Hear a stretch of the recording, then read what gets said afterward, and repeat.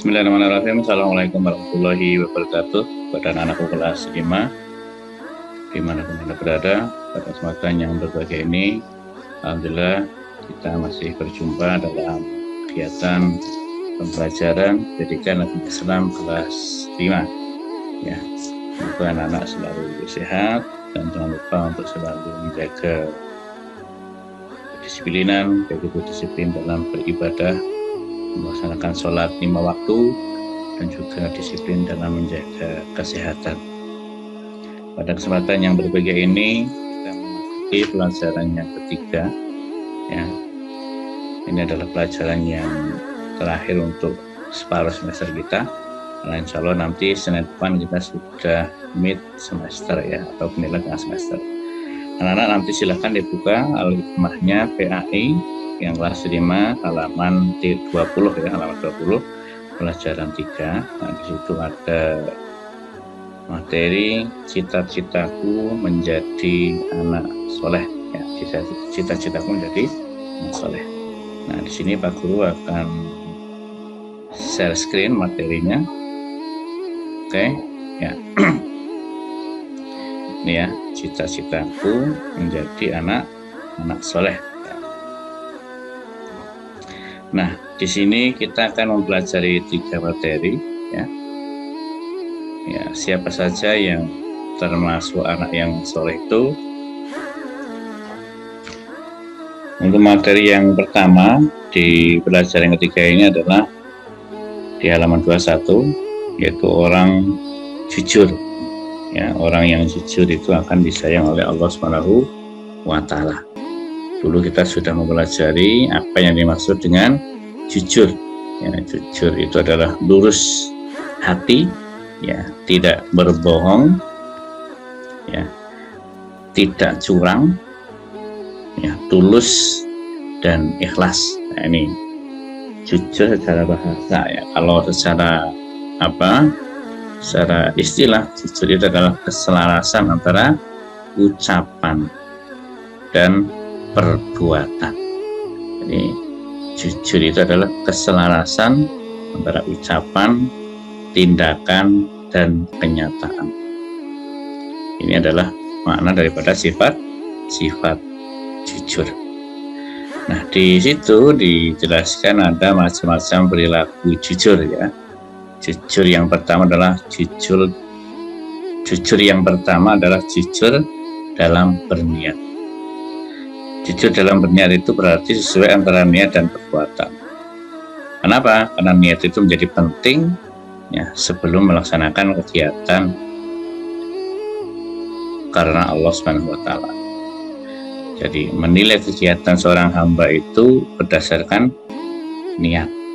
Jadi Allah Subhanahu wa Ta'ala itu menilai perbuatan-perbuatan kita, ibadah-ibadah kita itu berdasarkan niat. Yang kedua adalah jujur dalam ucapan. Ya, ini. Jadi kejujuran ini merupakan kunci untuk memperoleh kepercayaan orang lain. Ya. Yang ketiga adalah jujur dalam kemauan. Yang keempat adalah jujur dalam menepati janji. Yang kelima jujur dalam perbuatan. Ini adalah macam-macam perilaku jujur. Jadi jujur niatnya, jujur ucapannya, jujur kemauannya, jujur dalam menepati janji, dan jujur dalam perbuatan. Kemudian ada beberapa perilaku jujur yang harus kita lakukan. Pertama adalah jujur kepada Allah. Ya, jujur kepada Allah itu bisa dilakukan dengan kita selalu mentaati segala perintah Allah SWT dan meninggalkan larangan Allah SWT. Yang kedua adalah jujur kepada diri sendiri.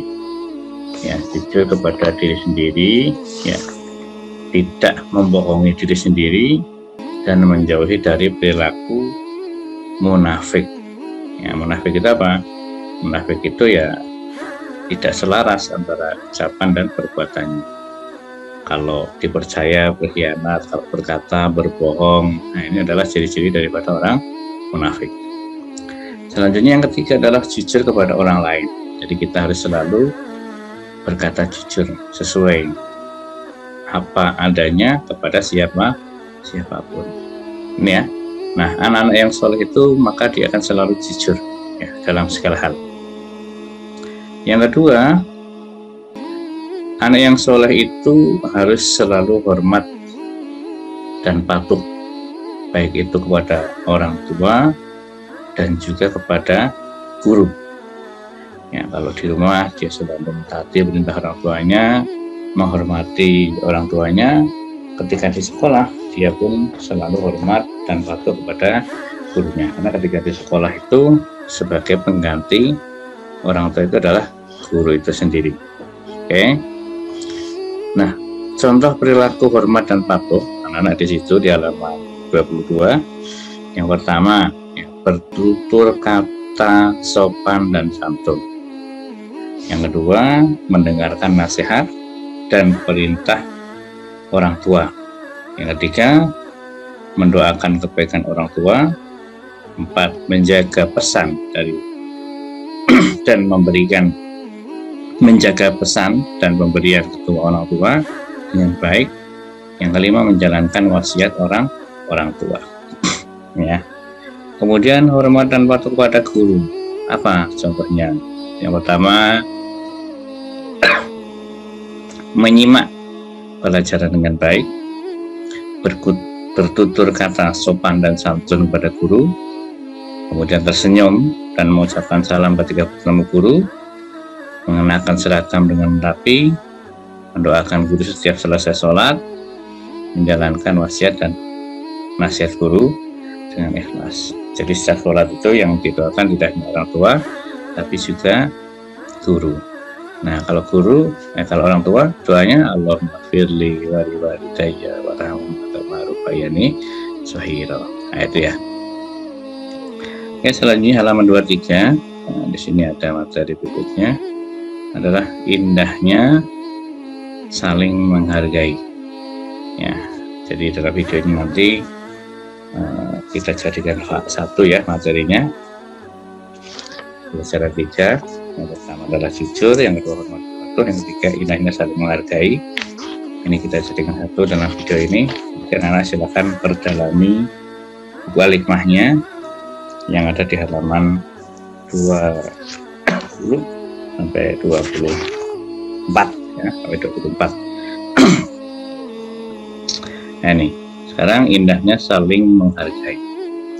Allah menciptakan manusia berbeda-beda, seperti perbedaan jenis kelamin, suku, ras, budaya, dan warna kulit. Meskipun demikian, keberagaman itu harus tetap kita sikapi secara bijak dengan bersikap saling menghargai.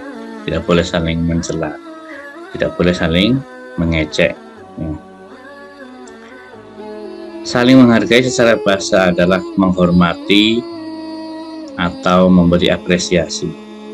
Saling menghargai secara istilah artinya menghormati kondisi, pikiran, gagasan, dan anggapan berbeda dengan orang lain.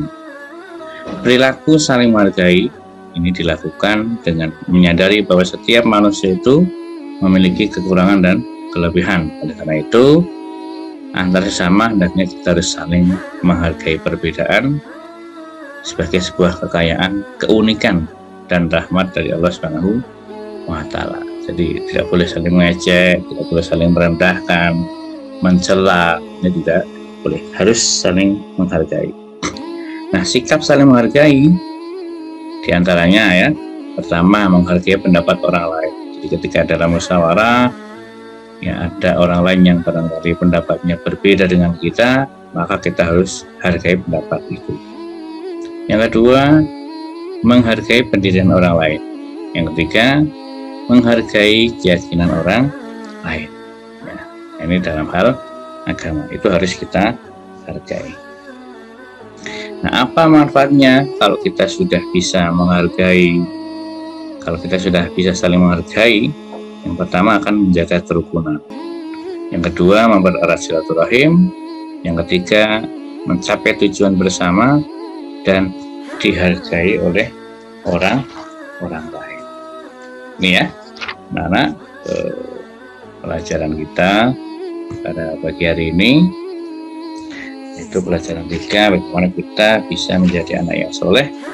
Ya, pertama dengan selalu bersikap jujur, baik itu jujur kepada Allah, jujur kepada diri sendiri, maupun jujur kepada orang lain. Ya. Kemudian berikutnya, kita harus hormat dan patuh pada orang tua dan guru. Ya. Yang ketiga, kita harus saling menghargai. Ya, saling menghargai kepada siapapun, tidak boleh mencela, menghina, mengecek, menyakiti hati orang lain. Nah, kemudian untuk tugas ya pada hari ini nanti, anak-anak silahkan dikerjakan uji kompetensi 3 ya, halaman 24 ya, halaman 24 sampai halaman 25 ya, cukup dikerjakan ABC-nya saja. Setelah itu nanti anak-anak kirim jawabannya melalui link yang Pak Guru siapkan. Oke, terima kasih anak-anak. Yang jelas, tolong, karena Senin depan ini sudah penilaian tengah semester, silakan nanti bukunya Alifah dipelajari ya sampai materi ini. Semoga nanti anak-anak bisa mengerjakan soal penilaian tengah semester dengan baik. Terima kasih. Assalamualaikum warahmatullahi wabarakatuh.